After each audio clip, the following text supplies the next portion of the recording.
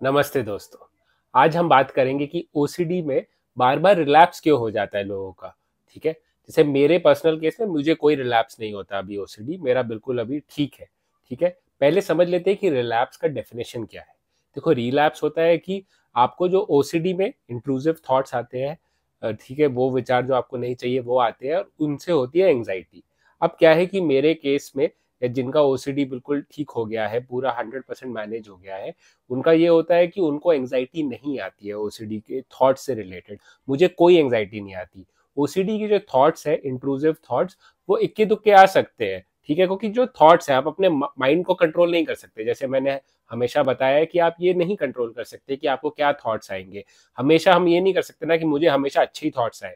कोई अगर for example कोई अगर कोई इंसान अगर कोई पंडित है, या फॉर एग्जाम्पल कोई इंसान जो एग्जाम की तैयारी कर रहा है, उसका ये नहीं होगा ना कि उसको एक ही तरह के ही थॉट्स बार बार आए। जो एग्जाम वाला है वो बोलेगा कि मुझे नहीं, मुझे पूरे दिन बस मेरे सब्जेक्ट रिलेटेड थॉट्स आने चाहिए, वही चलने चाहिए। ऐसा नहीं है।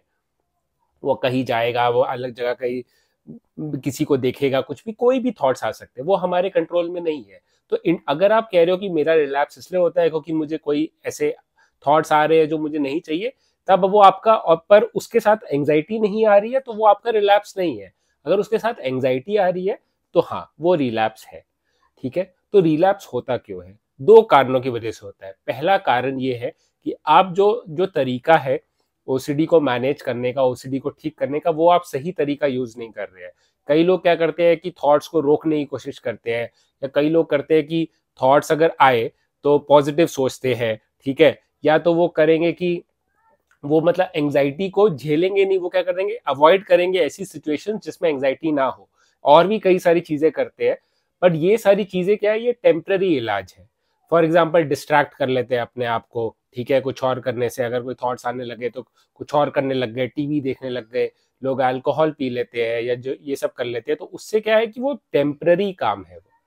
जब मैं कहता हूं कि ओसीडी को मैनेज करना, ओसीडी को ठीक करने के जो तरीके हैं, वो लॉन्ग टर्म मैनेजमेंट है। जैसे मेरा अभी कितने साल हो गए, मुझे 4-5 साल हो गए कि मेरा बिल्कुल ही ठीक है। ठीक है, तो वैसा उस लॉन्ग टर्म को बोलेंगे कि हाँ, आपकी ओसीडी ठीक हो गई। टेम्पररी तरीके से अगर आधा दिन, 1 घंटा, 2 घंटा आपके थॉट्स रुक रहे हैं, या फॉर एग्जांपल 3-4, ऐसा होता है कि 1 हफ्ता आपके थॉट्स रुके फिर वापस आ गए। कभी कभी ऐसा होता है सिचुएशनल भी। फॉर एग्जाम्पल सोचो आपके घर पे शादी है या कोई फंक्शन है, तो शादी फंक्शन में आप इतने बिजी हो गए कि वो आपको थॉट्स आए नहीं, तो आपको लगा कि आपकी ओसीडी ठीक हो गई। पर आप वापस रोजमर्रा की चीज करने लग गए तो वापस थॉट्स आ गए। तो ये आपकी ओसीडी रिलैप्स नहीं हुई है, वो आपकी ओसीडी कभी ठीक ही नहीं हुई थी। तो जो पहले केस में क्या है कि आप ओसीडी को ठीक करने का तरीका सही से कर ही नहीं रहे हो, तो आपकी ओसीडी ठीक ही नहीं हुई है। तो इसे रिलैप्स नहीं कहेंगे, इसे कहेंगे कि आप समझे नहीं चीजों को। तो ओसीडी को सही तरीके से, जैसे मैंने बताया है कि सही तरीका क्या है कि अपने हर थॉट को इंपॉर्टेंस मत दो। देखो कि कौन सा थॉट हेल्पफुल है, कौन सा थॉट हेल्पफुल नहीं है। थॉट के साथ उलझो मत, और अपनी एंग्जाइटी को एक्सेप्ट करना सीखो। मेन जो ओसीडी का वो है कि एक्सेप्टेंस ऑफ एंग्जाइटी। हम एंग्जाइटी से भागने की कोशिश करते हैं, इसके लिए ओसीडी आता रहता है। तो जब तक आप एंग्जाइटी को फेस नहीं करोगे, उसे एक्सेप्ट नहीं करोगे, तब तक आपकी ये ओसीडी ठीक नहीं होगी। तो ये जो है, आप ठीक से अगर नहीं कर रहे हो, तो इसकी वजह से आपकी जो ओसीडी है, वो रिलैप्स, मतलब वो थोड़ी देर के लिए बीच में रुक रही है, किसी कारणवश कुछ हो गया, या मतलब कोई इंसिडेंटली लकली हो गया, या आप कुछ कर रहे हो तो वो टेम्परली रुक गए आपके थॉट्स, आपकी एंग्जाइटी। बट वो वापस शुरू हो जाएंगे, तो आपको लगेगा कि रिलैप्स हो गए। कई लोग मुझे मैसेज करते हैं कि सर मेरी तो ओसीडी ठीक हो गई, ये हो गई। और वैसे कहना नहीं चाहिए, बट वही लोग फिर 10 दिन बाद बोलते हैं कि सर मेरे तो ओसीडी वापस आ गई। और जब मैं उनसे पूछता हूँ कि आपकी ओसीडी ठीक कैसे हुई, तो वो बोलते हैं कि सर मेरा है ना, मतलब मैं कहीं और ध्यान लगाने लगा, मेरे थॉट्स आते थे तो मैं अपना ध्यान शिफ्ट कर देता था। देखो, ध्यान शिफ्ट करना और ऑब्जर्व करना थॉट को, नॉन जजमेंटल ऑब्जर्वेशन जो कॉग्निटिव डिफ्यूजन में सिखाते हैं, वो अलग चीज है। अपने आप को डिस्ट्रैक्ट कर लेना कि अरे ये थॉट आ रहा है, कुछ और सोचो, कुछ और सोचो, या कुछ और करो, वो करना टेम्पररी है। और थॉट को देखना, थॉट को एक्सेप्ट करना, और तो भी कुछ मत करना, लेट गो करना जो थॉट को, वो एक अलग तरीका है। उसे नॉन जजमेंटल ऑब्जर्वेशन हम कहेंगे, कि हम थॉट को देख रहे हैं पर थॉट से उलझ नहीं रहे हैं। बट थॉट को डिस्ट्रैक्ट करना, उसे अपना ध्यान हटा लेना, वो टेम्पररी है। तो इसके लिए आपका रिलैप्स हो रहा है।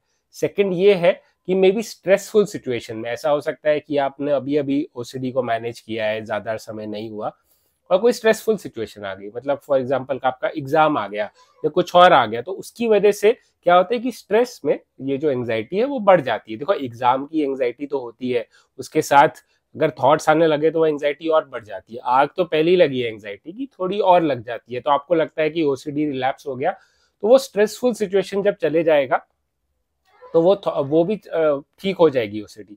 बट जैसे आप बोल रहे हो कि ऐसा तो होना ही नहीं चाहिए, अगर एक बार ही ओसीडी ठीक हो गई तो स्ट्रेसफुल सिचुएशन में भी नहीं होना चाहिए। तो जैसे मेरे केस में क्या होता है कि अगर कोई स्ट्रेसफुल सिचुएशन है, अगर इंटरव्यू है जॉब का, या कोई जॉब में कोई प्रेजेंटेशन है इंपॉर्टेंट, या मैं अभी एमए कर रहा हूँ साइकोलॉजी में, मास्टर्स कर रहा हूँ, तो मेरे एग्जाम वगैरह में, प्रैक्टिकल्स के एग्जाम में मुझको या कुछ भी मैं कर रहा हूँ, तो मुझे मे बी स्ट्रेसफुल सिचुएशन में मुझको थॉट्स जो है, मतलब थॉट्स या एंग्जाइटी एग्जाम की, उस प्रेशर, उस सिचुएशन की, मतलब जो नॉर्मल इंसान है उसको भी जॉब इंटरव्यू की एंग्जाइटी होती है ना, तो वो मुझे भी होती है नॉर्मल, कि अरे यार जॉब देना है मेरे को, होगा कि नहीं, ये जॉब मेरे लिए जरूरी है, वो चीज होती है। बट उसके साथ अगर इक्के दुक्के कोई इंट्रूसिव थॉट्स आ गए, तो वो उन थॉट्स से मैं उलझता नहीं हूँ, वो थॉट्स मेरी एंग्जाइटी जॉब वाली वो बढ़ाते नहीं है, ठीक है, वो एक एडिशनल एंग्जाइटी नहीं देते, तो ओसीडी की एंग्जाइटी नहीं होती है मुझे, मुझे नॉर्मल जॉब की एंग्जाइटी होती है, ठीक है। तो वो चीज है, ओसीडी जो है वो आपको तंग नहीं करेगा। देखो आप, जैसे कई लोग मुझे बोलते हैं कि सर आपने ओसीडी ठीक कर लिया तो भी आप उसी बीमारी के बारे में बोलते हो, तो आपको डर नहीं लगता कि ये बीमारी आपको वापस आ जाए? क्योंकि देखो मुझे तरीका पता है, मुझे पता है कि बैटिंग कैसे करनी है। मैं बैटिंग किसी भी पिच में कर सकता हूँ, दुबई की पिच पे भी कर सकता हूँ, इंडिया की पिच पे भी कर सकता हूँ, क्योंकि मुझे पता है बैटिंग कैसे करनी है। वैसे ही मुझे पता है कि ये थॉट्स, ये फीलिंग्स को कैसे मैनेज करना है, तो वो मैं कर लेता हूँ, तो कोई वो टेंशन नहीं है, ठीक है। तो इसके लिए मैं ये कर रहा हूँ, don't try this at home. सब लोग मत करो, तुम्हारी ओसीडी ठीक हो गई तो घर पे बैठना चुपचाप। मतलब चाहिए तो, अगर ओसीडी ठीक हो गई तो ओसीडी के मतलब अगर आपको लग रहा है तो आप ओसीडी के वीडियोस वगैरह देखना बंद कर दो, आप ओसीडी को टाटा बाय बाय कर दो।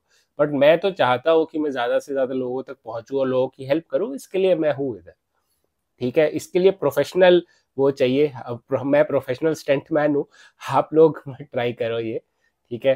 तो ठीक है, तो आई होप आप समझ गए कि आपकी रिलैप्स क्यों हो रही है।